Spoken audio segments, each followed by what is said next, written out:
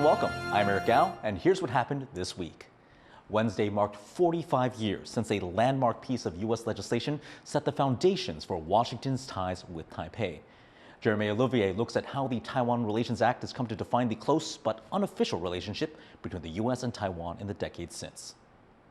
The end of an era and of a nearly four-decade post-war order in Asia.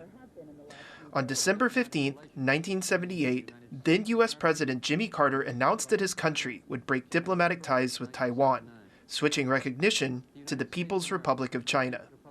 The move was a long time coming. Taiwan had been expelled from the United Nations several years earlier, in 1971, with few recognizing its claim to be the legitimate government of all of China. And under Carter's predecessor, Richard Nixon, the U.S. began normalizing relations with Beijing. Still, the mood in Taipei was grim. People, angry with what they saw as a betrayal by the U.S., held increasingly violent anti-American protests. The government, under the lead of President Jiang Jingguo, tried to quell public outrage and chart a new course forward. Former diplomat Frederick Chien, Taiwan's deputy foreign minister at the time, was one of the top officials in charge of overseeing the American transition out of Taiwan. His task was to negotiate certain assurances. Most importantly, security. Second, arms sale.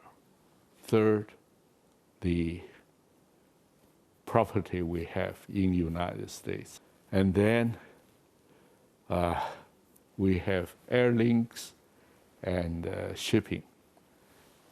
Will that be possible to continue, or that PRC might take over?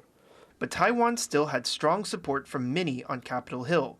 A group of Congress members, upset with Carter's switch to the PRC, worked to craft a piece of legislation that would come to define the U.S.-Taiwan relationship in the decades since.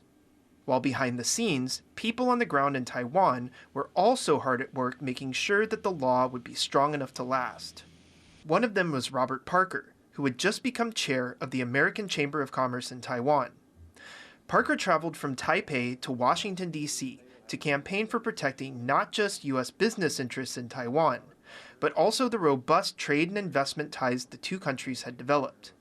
The challenge was to fill that void, to describe in practical terms what we as Americans, both in the business community in Taiwan and in a broader sense between our two countries, needed on a practical basis to continue cordial, successful, normal relations in the absence of formal diplomatic relations. Parker and others' testimony proved persuasive, and the bill that was signed into law on April 10, 1979, was much more powerful than President Carter or Beijing had anticipated.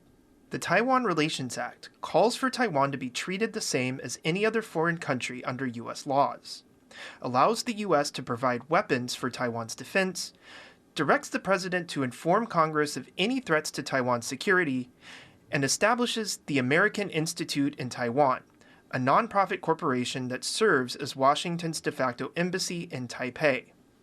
In the years since the TRA was passed, U.S.-Taiwan relations have significantly deepened, yet the threat from China, which claims Taiwan as its own, has continued to grow.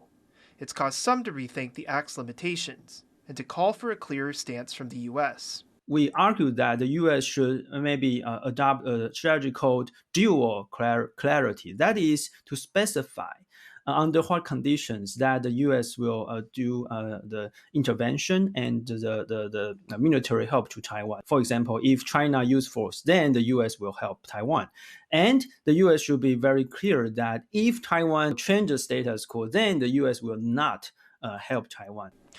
Despite growing concerns over Taiwan's security, the TRA has endured as the strong foundation of the U.S.-Taiwan relationship, one which has allowed ties to flourish for more than 4 decades. Chris Ma and Jeremy Olivier for TaiwanPlus. Former Taiwan President Ma Ying-jeou and Chinese leader Xi Jinping agreed that there was only one China at their meeting on Wednesday in Beijing. But what does that really mean for each side? Reese Ayers explains. One people, one history, one China. That was the conclusion of Taiwan's former president upon returning from a controversial 11-day trip to China. 但我们都是炎黄子孙，同属中华民国，这我们同属中华民族。 But that's far from being a popular opinion in Taiwan. And what even is that China? Who runs it?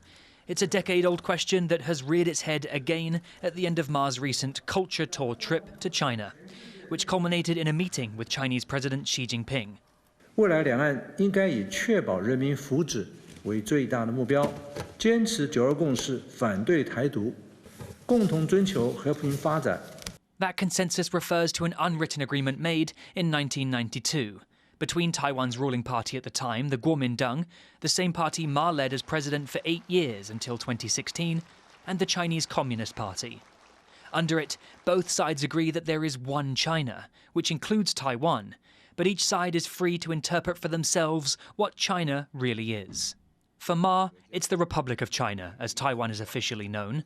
For Xi, it's the People's Republic of China he's been ruling for over a decade.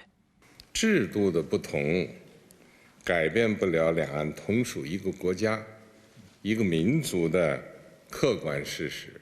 The pair's meeting, their first since 2015, has prompted mixed reactions. It was lauded in China, where people view reunification as inevitable and crucial for avoiding conflict. 大陆跟台湾，它的统一，避免这个战争，这个是对所有的中国人、所有的华人是最重要的事情。总归大家都是一家人嘛，对吧？本来就是我们多少年前的愿望，最好能够实现。 Back in Taiwan, where the majority want to maintain the status quo, meaning de facto independence, opinions on the street are divided as to whether Ma's China trip was appropriate. 两岸上面马习会在现在国际形势来看的话，以及他自己身为前总统来看的话，是非常不妥的。他这样过去拜访的话，也没有什么太大的坏处，因为需要有人在中间当一个比较和事佬的一个角色。 With Ma's party now in opposition, Taiwan's Mainland Affairs Council, the agency that handles the country's relationship with China, is run by the China-wary DPP. They issued this statement. We deeply regret that former President Ma failed to publicly convey to China the Taiwanese people's insistence on safeguarding the sovereignty of the Republic of China and its democratic and free system. Despite the furor, Ma's trip and meeting with Xi is largely viewed as symbolic, while helping China control public opinion. Beijing will point to domestically to tell China's domestic audience that, hey, there are still people in Taiwan that like us, that therefore there's still reason for Beijing to be patient with Taiwan. And maybe there's good reason to put military unification option on the back burner for now. Whatever Ma's intentions, it'll be up to Taiwan's incoming administration, led by President-elect Lai Ching-te, to decide the official path forwards. And he has said he won't accept Xi's vision of one China. Joseph Wu and Reese Ayres for TaiwanPlus. Migrant workers are some of the most vulnerable people affected by last Wednesday's quake, and they're calling for help to get back on their feet. To learn more about their plight, reporter Tiffany Wong spoke with Julia Mariano from Migrant Taiwan. That's an NGO that helps Filipino migrant workers. There are over 750,000 migrant workers in Taiwan, and over 5,000 of them work in Hualien, which is the epicenter of that earthquake. So how has that earthquake affected migrant workers? Right now, the number is up to 15 Filipinos were injured, some working in domestic work. And as we know, some structures in Hualien, a lot of structures in Hualien actually were destroyed by the earthquake, and a lot of these caretakers where their workplaces are the homes, they were affected along with it. And then in factories as well, one Filipino as she was evacuating, debris fell on her head and she had to be hospitalized. And so a lot of these Filipino workers are suffering both physical and also psychological injuries. Migrant workers in Taiwan mostly work in manufacturing industries or caregiving. So how has the earthquake impacted their jobs? Have some people even lost their jobs? I think what this earthquake has revealed is the way their jobs are very precarious. For example, for caretakers, during the earthquake, their first priority is to evacuate or to protect their patients that they're taking care of, even to almost to a point where they will have to sacrifice themselves. For example, they use their own bodies to cover their patients. They have to put the life of the patient before theirs. The conditions of the factory workers inside the factory, it has always been also precarious. We're not very sure of the safety standards. And so this earthquake has revealed the precarity of what their working conditions are. Are migrant workers eligible for any assistance from the Taiwanese government, their own home countries, or even the brokers themselves? And how can they get help after this earthquake? Because specifically migrant caretakers, they have already been excluded from the Labor Standards Act. And so during emergencies like this, and even before the earthquake, when they have to be taken to the hospital or when they are sick themselves, one is they don't have set days off where they will be free to go out. And what that translates to is sometimes they will be, if they choose to take a day off, it will be deducted from their salary. If they ask assistance from their broker or to be taken to the hospital, then they will also be made to pay extra fees instead of these fees being covered by their employers themselves. That was Tiffany Wong speaking with Julia Mariano, spokesperson from Migrant Taiwan. Inflation in Taiwan eased slightly in March, but consumers and businesses say they're still worried. Chris Gorin looks at how higher prices are impacting them. Restaurants on busy streets in Taiwan still have little trouble finding customers, but many have either raised their prices or are seriously considering it. 之后可能打算就是要稍微调涨一下，因为店钱也要涨，我们这次材料要涨，所以我们还是希望涨一下钱才可以。 And they're not the only ones raising prices.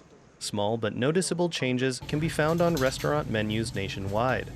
Both higher costs and high-profile recent food poisoning cases have made Taiwanese diners more cautious about eating out. 减少一餐吧，可能就会变成可能吃早午餐跟晚餐这样子，少吃外面的，而且现在食安问题很严重。 Inflation in March was both lower than the previous month and lower than initially predicted, with the Consumer Price Index dropping to 2.14%.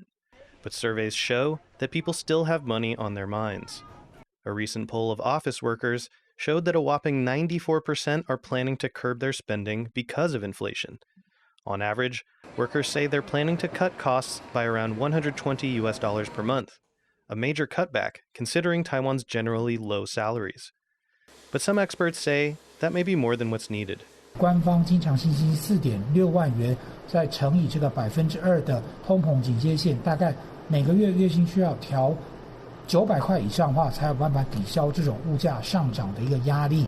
And while electricity costs in Taiwan have also gone up this year, experts say this should be more manageable than price hikes caused by global factors outside of Taiwan's control. 4月会调涨电价，可能就是又是成本面兼需求面的这个冲击，但是这个成本面的冲击不会像2022年那时候的国际原物料高涨那么样的严峻。 Inflation in Taiwan may be coming down, but with workers already living within such tight margins, they might also be tightening their belts. John Su and Chris Gorin for TaiwanPlus. Taiwanese chip giant TSMC has reported a 16.5% rise in first quarter revenue, beating market expectations. The company's revenue in the first 3 months of this year came to over $18 billion compared with the $16 billion in the same period last year. Analysts are attributing the growth to surging demand for AI technologies. Thank you for watching Here's What Happened. You can visit the TaiwanPlus website or follow our social media for more stories from Taiwan and around the world. Finally, we leave you with images of 16 endangered moon bear cubs recovering after they were rescued in Laos. I'm Eric Gao. Have a great rest of your weekend.